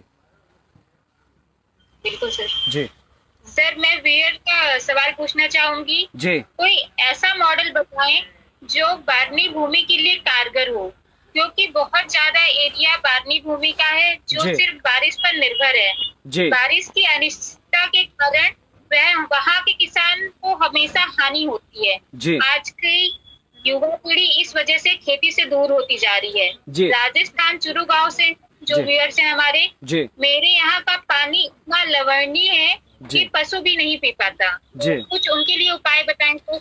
जी देखिए, जैसा आपने सवाल किया, पहली बात तो आपको आपके पहले से बात का जवाब देते हैं कि जहां पर कम पानी की व्यवस्था है या पानी की नहीं के बराबर व्यवस्था है, अगर बिल्कुल भी पानी नहीं है तो खेती केवल बारिश आधारित होगी और हम फिर किसी भी समय पे फसल को नहीं लगा पाएंगे। लेकिन अगर कम पानी की व्यवस्था है तो फिर हम जरूर कुछ ना कुछ कर सकते हैं। तो उसके लिए अलग अलग तरह के मॉडल हैं। जरूरी नहीं है कि आप मल्टीलेयर फार्मिंग ही करें। कई फसलें ऐसी हैं जिनको बहुत ही नगण्य मात्रा में पानी की आवश्यकता होती है और वो बाजार में काफी अच्छा रेट रखती हैं। अगर आप मेडिसिनल क्रॉपों की बात करने चले जाएं तो आज की तारीख में खजूर, जो कि काफी अच्छा एक प्रॉफिटेबल वेंचर है, तो जहां पर गर्मी ज्यादा पड़ती है या ठंड ज्यादा पड़ती है वहां पर आप खजूर का प्लांटेशन करते हैं, जिंदगी में आपको कभी पानी देने की जरूरत नहीं है। एक बार आप प्लांटिंग कर दीजिए और एक पौधे से करीब करीब आप 400 से 500 रुपए प्रति साल आप उस पौधे से कमा सकते हैं। मतलब कुल मिला के एकड़ की आमदनी 1 से 2 लाख रुपए तक भी आप कम कर सकते हैं। जहां पर मरुभूमि है, बंजर भूमि है, या फिर जहां पर बिल्कुल भी पानी नहीं है या खेती कभी हुई नहीं है, इस तरह की भूमियों पर आप इस तरह के प्लान कर सकते हैं। बेल की खेती कर सकते हैं, मेडिसिनल वैल्यू रखता है, काफी जबरदस्त है। आयुर्वेद में इसका काफी महत्व है। अगर आपके पेट किसी भी तरह से गड़बड़ी से गुजर रहा है, आप उसका शरबत पिला दीजिए, पेट ठीक हो जाता है। गुणकारी है बेल, मतलब कई गुण है बेल में, और मेडिसिन में उसका इस्तेमाल होता है। जो आयुर्वेद की कंपनियां हैं या जो आयुर्वेद को लेकर काम कर रही हैं, उनसे आप संपर्क कर सकते हैं और बेल की खेती कर सकते हैं। जीवन में एक बार बेल लगा दीजिए, आपकी जिंदगी तो कट जाएगी, एक आध पीढ़ी की और जिंदगी कट जाएगी। आपको दोबारा ट्रैक्टर चलाने की जिंदगी में जरूरत नहीं है, न जिंदगी में कभी पानी डालने की जरूरत है, न जिंदगी में कभी खाद डालने की जरूरत है। आपको केवल फड़ तोड़ के बेचने की आवश्यकता है, जिससे आपको पैसे आने वाले। तो इस तरह से भी हम कुछ मेडिसिनल क्रॉपों पे और भी बहुत सारे मॉडल हैं जिन पर आप काम कर सकते हैं। रही बात जहां तक आप चोरू राजस्थान से जो भाई ने सवाल किया है, तो वहां पर भी मल्टीलेयर फार्मिंग के अपने मॉडल हैं, और वहां पर भी और भी तरह के मॉडल हैं अपने जो जैविक खेती में संलग्न हैं युवा भाई और किसान भाई। मैं आपको संपर्क दे सकता हूं, तो उनके जाके आप मॉडल देख सकते हैं। दूसरी बात, जो आपने खारे पानी की बात कही कि इतना ज्यादा क्षारीयता है आपके पानी में, लवण इतना ज्यादा है कि पशु भी उसे नहीं पी पाते हैं, तो उसकी जो लवणीयता है उसको दूर करने के लिए आपको लगातार 4-5 साल संघर्ष करना पड़ेगा, मेहनत करना पड़ेगी, तो वो ठीक हो जाएगा। और उसके लिए आपको लगातार गौमूत्र का स्प्रे करना पड़ेगा आपकी मिट्टी में, या फिर गौमूत्र का प्रयोग करना पड़ेगा। जब आप लगातार गौमूत्र का प्रयोग करते हैं अपनी खेती में, खाद के रूप में, दवाई के रूप में, पानी के रूप में, या फिर स्प्रे के रूप में, तो धीरे धीरे धीरे धीरे करके आपकी जो मिट्टी में क्षारीयता ज्यादा है वो धीरे धीरे धीरे करके न्यूट्रल होती चली जाएगी, और 3-4 साल के बाद आपका पानी जो है ना पीने योग्य बन जाएगा, जिससे आप खेती भी ढंग से कर पाएंगे और पेड़ पौधे भी अच्छे से उगा पाएंगे और पशुपालन भी बहुत अच्छे से कर पाएंगे।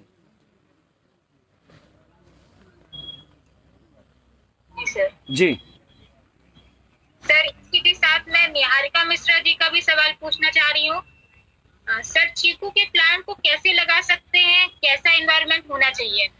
जी निहारिका जी, आपके लिए बहुत बहुत धन्यवाद, आपने बहुत अच्छा सवाल किया। देखिए, चीकू के बाग के लिए आपको सिंपल तरीका, पहले तो जो क्लाइमेट की बात होती है, तो इसके लिए बहुत ज्यादा ठंडी वाला क्लाइमेट नहीं चाहिए होता है, थोड़ा ज्यादा गर्मी वाला क्लाइमेट इसके लिए सूट करता है। सामान्य तापमान में भी आप इसे उगा सकते हैं। जम्मू कश्मीर या जहां पर बर्फबारी होती है, यहाँ जहां पर ज्यादा ठंडा तापमान होता है, उस क्षेत्र में हम इसे नहीं उगा सकते। बाकी हर तरह की जलवायु में, एक अनुकूल तापमान में या ज्यादा टेम्परेचर में इसे आप उगा सकते हैं। और इसके लिए सही जो लगाने का टाइम है वो जून का महीना है, और उसके लिए खेत की पहले तैयारी आप करें। तैयारी के लिए पहले नंबर आप खेत का ट्रीटमेंट करें। ट्रीटमेंट के लिए गड्ढा खोदें, और चीकू के लिए अगर गड्ढा आपको खोदना है, गड्ढा आपको खोदना पड़ेगा 2 फीट चौड़ा, 2 फीट जो है उसकी बिर्थ, और 1.5 फीट उसकी गहराई, 2 फीट लंबाई और 2 फीट चौड़ाई, और 1.5 फीट उसकी गहराई। और उसमें आप चूना पाउडर और नीम, 2 चीजों को डाल के उसको ट्रीट करें, गड्ढे को छोड़ दें। और गड्ढे को लगभग आप खोदना चाहिए मार्च के महीने में। मार्च, अप्रैल, मई, जून की धूप, लगातार 3 महीने की उस गड्ढे में धूप लगने दीजिए, और उसकी दीवार पर आप जो है चूना और नीम पाउडर, लगभग 150 ग्राम के आसपास चूना और लगभग 150 से 200 ग्राम के आसपास नीम का पाउडर, दोनों को मिक्स करके और उसकी दीवार पर आप छिड़क के और उसको छोड़ दीजिए लगभग 2 महीने के अंतराल तक। और फिर उसके बाद उसमें आप पौधा लगा सकते हैं। गड्ढे का जो डिस्टेंस है वो आप 8 बाई 10 रख सकते हैं। पौधे से पौधा आप 8 फीट रखिए। रो से रो का डिस्टेंस आप 10 फीट रखिए, और जिग जैग फॉर्म में आप इस पौधे को लगाएंगे ताकि ज्यादा से ज्यादा खेत में आपके पौधे आ सकें और हर पौधे को फैलने के लिए एक पर्याप्त स्पेस मिल सके। जिग जैग का मतलब होता है जैसे हम कदम रखते हैं तो एक कदम हम आगे रखते हैं, एक कदम पीछे रखते हैं, हम दोनों कदम बराबर में नहीं रखते हैं। तो जो हम सामने सामने कदम रखेंगे उसकी दूरी पौधे से पौधे की होगी 8 फीट, और जब हम साइड वाली कदम की बात करेंगे तो ये दूरी होगी 10 फीट। और जहां पर पहले कदम पे एक पौधा से दूसरे पौधे के बीच में जो 8 फीट का डिस्टेंस है, दूसरी तरफ वही डिस्टेंस दो पौधों के बीच में सेंटर पे आएगा और फिर कंटिन्यू होंगे। तो ये जिगजैग तरीके से आप समझ पाए हों तो बहुत अच्छा है। जिगजैग तरीके से आप 8x10 का प्लांटेशन कर सकते हैं और गड्ढे को ट्रीट करने के बाद जब आप जून में पौधा लगाएंगे, जब पहली बारिश आएगी उसी समय पे आप पौधे को प्लांटिंग करिए। और उसमें अगर मिट्टी आपकी ब्लैक कॉटन है, नीचे बिल्कुल काली मिट्टी है, चिकनी मिट्टी है, तो उसमें लगभग 2 से 5 किलो तक आप रेती का इस्तेमाल करें, बालू का इस्तेमाल करें।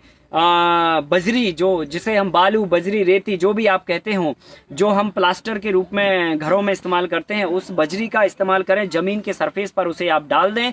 फिर उसके बाद आधा कंपोस्ट और आधा मिट्टी का मिक्सचर बनाएं गड्ढे की साइज के मुताबिक। आपको पता है कि इस गड्ढे में 1 तगारी हमारा टोटल मिक्सचर बनेगा और भर जाएगा ये गड्ढा। तो आधा तगारी कंपोस्ट खाद और आधा तगारी मिट्टी, दोनों को आपस में मिलाइए और फिर रेती नीचे डाल के और पौधे को रखिए और फिर उसमें ये कंपोस्ट भर के उसको पैक कर दीजिए। और पेड़ को चारों तरफ से अच्छी, अगर एयर जाएगी तो हवा से जड़ें सूखेंगी और पौधा मुरझा जाएगा और पौधा हो नहीं पाएगा। तो प्रॉपरली उसको दबाइए और दबाने के बाद अगर पानी, बारिश नहीं होती है तत्कालिक रूप से, तो थोड़ा सा आप पानी दे दीजिए। अगर नहीं तो कोई बात नहीं, बारिश हो गई तो सो गुड है, वो जड़ पकड़ जाएगा। इस तरह से आप प्लांटेशन कर सकते हैं और चीकू का बाग लगा के इससे अच्छी आमदनी कर सकते हैं। जी निहारिका मिश्रा जी, आप चीकू का प्लांट लगा सकती हैं, साथ ही हम लोग को खिला भी सकती हैं। सर इसी के साथ मेरा सूरज सिंह के द्वारा सवाल पूछा गया है कि धान की फसलों में कड़ों रोग लग रहे हैं, उससे बचाव के लिए क्या उपाय हैं? शुभकामनाएं पहले तो, और आपके जो सवाल है उसके तो 60 दिन पुरानी देसी इस्तेमाल करना होगा और उसके साथ में 100 ml आपको नीम का ऑयल मिलाना होगा। 3 चम्मच आपको वॉशिंग पाउडर, जो कपड़ा धोते हैं हम उसको, नीम, और इसके साथ ही साथ आपको हरी तीखी मिर्च 250 ग्राम, 15 लीटर पानी का ये डोज बता रहा हूं मैं। 15 लीटर पानी में 2 लीटर देसी गाय की छाछ, 60 दिन पुरानी, 250 ग्राम आपको हरी तीखी मिर्च का पेस्ट मिलाना है और 3 चम्मच आपको वॉशिंग पाउडर मिलाना है और 100 ml नीम का तेल मिलाना है और इसके साथ ही साथ आपको 250 ग्राम नींबू का रस मिलाना है। 5 तरह की चीजों को 15 लीटर पानी में आप मिलाइए। इससे आपके सभी तरह के रोग व्याधियां दूर हो जाएंगे, सकिंग पेस्ट भी जाएंगे, कड़ा रोग भी दूर हो जाएगा और जो भी स्टेम बोरर की भी जो समस्या होती है धान में, तना छेदक जो कीड़े धान में प्रॉब्लम करते हैं, वो भी इससे दूर हो जाएगी। तो सभी तरह का एक संपूर्ण समाधान है इसमें। आप ये डोज बना के 10 दिन स्प्रे करें तो इससे आपको लाभ होगा। शुभकामनाएं।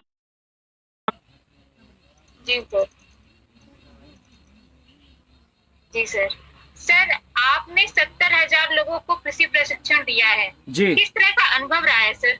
देखिए जब से हमने काम चालू किया है तो मुझे पहले से कोई ट्रेनिंग नहीं थी कि इस तरह से लोगों को ट्रेनिंग देनी है। तो पहले हमने 2 दिन का एक प्रायोगिक प्रोग्राम रखना चालू किया कि खेत की बात हम लोगों को खेत पे समझाएंगे। तो उसमें हमने पहली कार्यशाला नवंबर 2013 में 27 और 28 तारीख को आयोजित की, जिसमें 7 लोग हमारी कार्यशाला में आए। उन्होंने देखा, समझा, सीखा और धीरे धीरे करके ये 7 लोगों से 225 लोगों तक हमारी कार्यशाला पहुंची अगले 1 साल में। क्योंकि हम लोगों को प्रैक्टिकल बात बताते थे, जो हम खेत में प्रयोग करते थे वो तुरंत हम लोगों को दिखाते थे, तो उसको देख के लोगों को ज़्यादा समझ में आया। लेकिन 2 दिवस की कार्यशाला या लोगों का विजिट करना, मैं देश के नौजवानों को बोलना चाहता हूं और जो किसान यहाँ पर अभी हैं, सुन रहे हैं हमारे लिए, उन सभी को बोलना चाहता हूं कि खेती बहुत प्रैक्टिकल वर्क है। इसमें 99.99% अगर हम बात करें तो प्रैक्टिकल बात है। बाकी 0.1% आपकी थ्योरी की बात होती है, जो आपको पढ़ना होता है या याद करना होता है। बाकी तो इसमें केवल करना होता है। अगर आप किसी भी एग्रीकल्चर की किसी भी विधा में, किसी भी टेक्नोलॉजी में अगर आप अपने आप को, अपने हाथों को, अपने पैरों को, अपने दिमाग को इन्वॉल्व करते हैं, तब जाके आपको ये बात समझ में आती है और आप उस काम को कर पाते हैं। तो 2 दिवसीय कार्यशाला या 1 दिवसीय या जो भी प्रोग्राम होते थे, उनमें हमें बाद में पता चला जब हम ये करते गए, क्योंकि हमें पहले से तो पता नहीं था कि इसके परिणाम कैसे होंगे और कितने आएंगे। तो जब हम लगातार ये करते गए तो हमें पता चला कि लोग आते हैं, फसल को देखकर फोटो खिंचाते हैं और हमारे साथ फोटो खिंचा लेते हैं और फसल के साथ खिंचा लेते हैं, और फिर जाके उनके मोबाइल से फोटो भी हट जाती है, दिमाग से भी फोटो हट जाती है और हम भी हट जाते हैं और वो ज्यों के त्यों वापस अपनी जगह पे हो जाते हैं। तो इसका परिणाम हमें कम मिल रहा था। तो फिर हमने अभी पिछले 1.5 साल पहले से हमने उसको प्रायोगिक कार्यशाला का स्वरूप दिया और एक 7 दिन का कोर्स तैयार किया, जिसमें हम 7 दिन तक लोगों को यहाँ पर अपने साथ फावड़ा गहती के साथ इन्वॉल्व कराते हैं, कमर में तौलिया बांध कर काम करवाते हैं। काम करवाते मतलब काम करते हैं और काम करके सीखते हैं, ताकि लोगों को पता चल सके कि खेती में किस तरह से हमें इन्वॉल्व होना पड़ता है और किस तरह की समस्या का किस ढंग से उसका समाधान निकालना पड़ता है। तो इसके परिणाम बहुत ही आश्चर्यजनक है। मैं आपको बताना चाहता हूं आंकड़ों के माध्यम से, जो 70,000 लोगों को हमने प्रशिक्षित किया, तो उसमें से लगभग 65,000 के आसपास लोगों को हमने 1 दिवसीय और 2 दिवसीय कार्यशालाओं के माध्यम से प्रशिक्षण दिया, और उसमें लगभग 6,500 से 7,000 लोग पूरे देश भर में इस काम को शुरू कर पाए। लेकिन जब हमने प्रैक्टिकल कार्यशाला का आयोजन करना चालू किया, तो इसमें हमने 1 साल में 2,500 लोगों को प्रैक्टिकली एजुकेट किया और उसमें 1,850 लोगों ने हिंदुस्तान में इस काम को शुरुआत किया, जिसके परिणाम बहुत ही गजब के। और जो बाकी के लोगों ने शुरू नहीं किया, वो कहीं ना कहीं जमीन की तलाश कर रहे हैं, कहीं ना कहीं जो है जमीन या संसाधनों की तलाश कर रहे हैं, या अपनी फैमिली को कन्विंस कर रहे हैं, या अपनी नौकरी छोड़ने की तैयारी कर रहे हैं, या कुछ ना कुछ कर रहे हैं। तो मुझे लगता है कि जो प्रैक्टिकली कार्यशाला है उसके परिणाम 100% आते हैं। कुछ परिणाम आपको तात्कालिक रूप में मिल जाते हैं, कुछ परिणाम कुछ समय के बाद मिलते हैं। तो अभी जो हमारा प्रशिक्षण को लेकर अनुभव है, अगर हम खेती के कार्य को प्रैक्टिकली स्किल्ड डेवलपमेंट के थ्रू लोगों तक पहुंचाने का प्रयास करें, तो मुझे लगता है कि जो नौजवान कहीं ना कहीं दूर दराज शहरों में बैठ के किसी 4 कमरे की दीवारों में बैठकर खेती करने का सपना देख रहे हैं, उनके लिए ये सार्थक बात होगी और उनके लिए ये बहुत ही आश्चर्यजनक अनुभव होगा और इस काम को वो कर भी पाएंगे।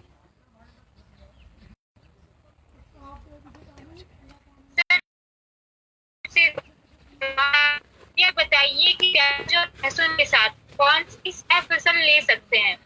जी, मैं आप नेटवर्क की वजह से मुझे सुनाई नहीं दिया। जी सर, ये प्याज और के साथ जी देखिए, प्याज और लहसुन के साथ में अंतर्वर्तीय फसलों के मॉडल किए जा सकते हैं। अगर आप लेयर फार्मिंग के मॉडल में जाते हैं, तो अभी हमने आपको लेयर फार्मिंग का कॉन्सेप्ट समझाया कि आप यहाँ पर 1,000 स्क्वायर फीट में 5 बिल्डिंग बना के 5,000 स्क्वायर फीट में जमीन को बदल देते हैं। तो इसमें जरूरी नहीं है कि आप 5 ही बनाएं, आप 4 भी बना सकते हैं, आप 3 भी बना सकते हैं, आप 2 भी बना सकते हैं। तो ठीक उसी तरह हमने भी यहाँ पर 2 लेयर भी की है, 3 लेयर भी की है, 4 लेयर भी की है और 5 लेयर भी की है। तो अगर हम प्याज और लहसुन की हम बात करें, तो आपको 2 लेयर के मॉडल में आपको प्याज और लहसुन को उगाना पड़ेगा। तो 2 लेयर के मॉडल हम आप तक पहुंचा सकते हैं। आप मेरा नंबर नोट कर सकते हैं और नंबर पे आप अपनी इंक्वायरी लिखिए कि हमें 2 लेयर या प्याज उगानी है मल्टी लेयर में, तो किस किस तरह की कॉम्बिनेशन है वो हम आपको उपलब्ध करा देते हैं। लेकिन आप इसे इंटरक्रॉपिंग के रूप में अगर उगाते हैं तो धना वगैरह आप उगा सकते हैं, धनिया वगैरह उगा सकते हैं। इसके साथ में जो है आप सलजम है, गांठ गोभी है या पत्ता गोभी है, फूल गोभी है, इस तरह की फसलों को भी इंटरक्रॉपिंग करके उगा सकते हैं। और मल्टी क्रॉपिंग में भी आप प्याज और लहसुन को कर सकते हैं। तो आप हमारे नंबर पर आप लिखिए कि हमें प्याज और लहसुन की कम्युनिकेशन वाली फसलों के नाम सुझाव दीजिए, तो हम आपको intercropping, mix cropping, multi cropping और 2 लेयर के मॉडल में जहां जहां भी प्याज लहसुन है, जिसके साथ में भी है, वो सारे मॉडल आपको उपलब्ध करवा देंगे। तो आपको आसान होगा फसल को चयन करने में और मॉडल को चयन करने में। नंबर हम आपको बोल देते हैं 9179066275, ये हमारा नंबर है। एक बार हम फिर से आपको रिपीट कर देते हैं 9179066275।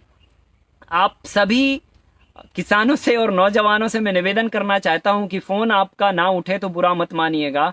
और दोबारा भी आप मत लगाइएगा। एक ही बार लगा देंगे तो एक बार पर्याप्त है। हम आपको पुनः जब वक्त रहेगा आपसे संवाद कर लेंगे। और कोशिश करिए कि फोन ना किए बगैर अगर आपकी बात हम तक पहुंच सकती है तो उसके लिए व्हाट्सएप जो आज की तारीख में सबसे अच्छा माध्यम है, आप उस पर अपने सवाल हमें लिख के भेज सकते हैं। समय रहते आपको 1 से 2 दिन या 3 दिन के अंतराल से आपको जवाब मिल जाएगा। अगर बहुत ज़्यादा इमरजेंसी हो तो आप टेक्स्ट मैसेज भी हमें कर सकते हैं और व्हाट्सएप के माध्यम से आप अपनी बात हमें पहुंचा सकते हैं। या जो भी सवाल आपके दिमाग में है या जो भी आप जानना चाहते हैं वो सब व्हाट्सएप के माध्यम से आप हमें भिजा सकते हैं। हम आपकी सेवा के लिए निरंतर कार्यरत हैं। अपने मिशन के लिए, अपने विजन के लिए लगातार हम आपकी मदद करने को तैयार हैं। तो अपने व्हाट्सएप पे अपने सवाल लिख के भेजिए, हम आप तक आपको अपने जवाब पहुंचाएंगे। सर हमारे पास बहुत सारे सवाल आ रहे हैं आपके लिए, पर समय की भी कमी है जी। तो ज्यादातर जो कमेंट मुझे आए वो मैं उसके बारे में आपको बता रही हूँ कि सर आप आपके बारे में उसका रजिस्ट्रेशन क्या और कैसे होता है, क्या शुल्क होता है, तो आप उसकी जानकारी दे दीजिए। ज्यादातर लोगों का यही प्रश्न आ रहा है सर। जी देखिए, प्रशिक्षण का जो सिस्टम है, हमारे पूर्वजों ने ज्ञान का कभी पैसा नहीं लिया है और इस बात को पूर्वजों की बातों को आगे बढ़ाते हुए हम अपने जो नॉलेज है या जो हमारा समय है उसका हम कोई आर्थिक रूप से लाभ नहीं बनाते हैं, लेकिन फूडिंग और लॉजिंग की जो एक व्यवस्था है वो आपको अपने से करनी होती है। अगर वो आप हमारी तरफ से लेते हैं तो उसका एक छोटा सा कंट्रीब्यूशन होता है।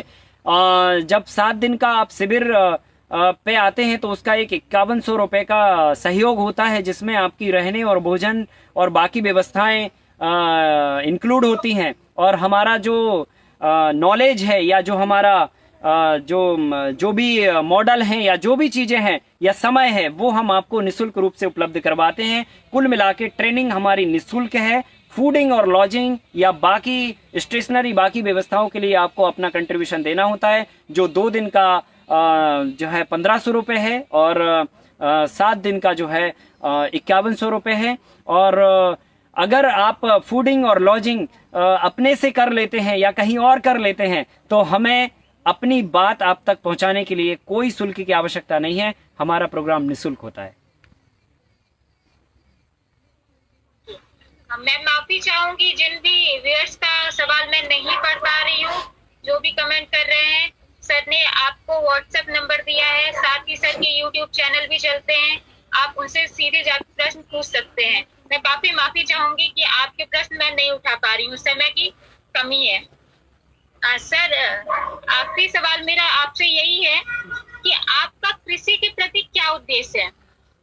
देखिए, उद्देश्य एकदम स्पष्ट है। जिस दिन हिंदुस्तान की थाली प्रत्येक नौजवान, प्रत्येक किसान, प्रत्येक बिजनेस पेशा, नौकरी पेशा व्यक्ति, मतलब हिंदुस्तान के प्रत्येक व्यक्ति की थाली जिस दिन जहर मुक्त हो जाएगी उस दिन हमारा उद्देश्य खत्म हो जाएगा। या आप ये कह सकते हैं कि हमारा जो उद्देश्य है, अगर बात को पलट दें तो ये है कि हिंदुस्तान के प्रत्येक व्यक्ति की थाली से जहर हटाना है, विश्व मुक्त अन्य लोगों को खिलाना है। और हिंदुस्तान में जिस दौर में हम पैदा हुए हैं, भले ही चाहे इस दौर में 10% के आसपास पूरे देश में लोग जैविक खेती को या गौ आधारित कृषि को कर रहे हैं, लेकिन जब हमारे जीवन का अंत समय आए उस दिन पूरा हिंदुस्तान जैविक हो, हमारी धरती से जहर हट जाए, हमारे देश के किसानों के बीच में समृद्धि आ जाए, यही अंतिम उद्देश्य है। और उसके लिए जो भी करना पड़े वो सब करेंगे, चाहे अनुसंधान की बात हो, चाहे रिसर्च की बात हो, चाहे खेती में काम करने की बात हो, या लोगों तक पहुंचाने की बात हो, या इस तरह की टेक्नोलॉजी के माध्यम से आप तक बात पहुंचाने की बात हो, चाहे किसी विश्वविद्यालय में जाके नौजवानों को कोई बात बताने की बात हो, या चौराहों पे जाके चुंगा लगा के किसी को समझाने की बात हो, या घर घर जाके किसी को समझाने की बात हो, चाहे जो भी करना पड़े, इस उद्देश्य के लिए हम सब करेंगे, लेकिन हिंदुस्तान को जहर मुक्त बनाएंगे। जी सर। जी। हमारे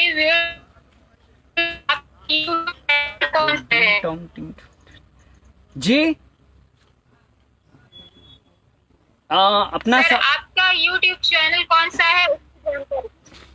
जी, अभी हमारा अपना ऑफिशियली यूट्यूब चैनल कोई भी नहीं है, लेकिन बहुत ही जल्दी आपको यूट्यूब चैनल उपलब्ध करा दिया जाएगा। हमारी टीम इसको पूरा करने में लगी हुई है और आप सबके लिए अग्रिम शुभकामनाएं देना चाहता हूं कि बहुत ही जल्दी आप तक हमारे यूट्यूब चैनल की लिंक पहुंचेगी और उसके माध्यम से आपको जो बातें हम आपको समय की बाध्यता के कारण नहीं पहुंचा पा रहे हैं या ट्रांसपोर्टेशन के कारण आप हम तक नहीं पहुंचा पा रहे हैं, टेक्नोलॉजी के माध्यम से हम आप तक पहुंचाने की प्रयास करेंगे। उसके लिए अग्रिम आपके लिए शुभकामनाएं और बधाइयां। और अंत में पहल विकास समिति के लिए बहुत बहुत शुभकामनाएं देना चाहता हूं, पूरी टीम के लिए धन्यवाद देना चाहता हूं। सबके नाम मैं नहीं जानता हूं, लेकिन शुभकामनाएं देना चाहता हूं कि उन्होंने अल्प समय में किसानों को और नौजवानों को एक ऐसा विषय दिया जो विषय एक ज्वलंत विषय है और जिसके लिए पूरा हिंदुस्तान जो है ना इसके लिए काम करने को तैयार है या इस मिशन में जुड़ना चाहते हैं। ऐसे लोगों को आपने एक अवसर दिया, उसके लिए मैं पहल विकास समिति के लिए पुनः धन्यवाद और साधुवाद व्यक्त करता हूं और आशा करता हूं कि इस तरह के प्रोग्राम वो आगे लगातार करते रहें ताकि हर एक विषय पर हमारे किसानों को, हमारे नौजवानों को ये सारी चीजें मिल सकें और हम हिंदुस्तान को जहर मुक्त बनाने की दिशा में लगातार कदम आगे बढ़ाते चलें और दूरी को हम अपनी कम करते चलें। बहुत बहुत धन्यवाद आप सभी का।